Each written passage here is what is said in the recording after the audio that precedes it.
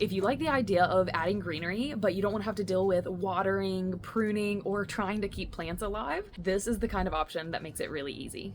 This set comes with 36 different artificial plants, and there's a nice variety in the styles, so they don't all look the same once they're arranged.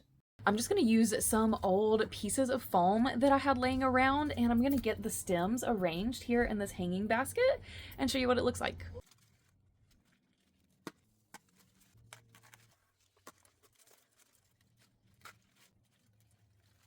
They're super easy to work with, and you can adjust them to help get the shape and the fullness that you're looking for.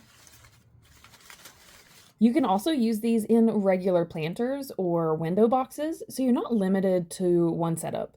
They're lightweight, easy to move around, and you can mix and match them depending on the space.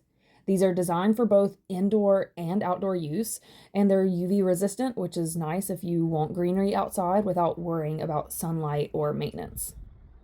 And the leaves have a really nice texture. They look full once they're styled, and there isn't a strong smell when you're working with them. If they need to be cleaned, you can just wipe them down or rinse them off with some water.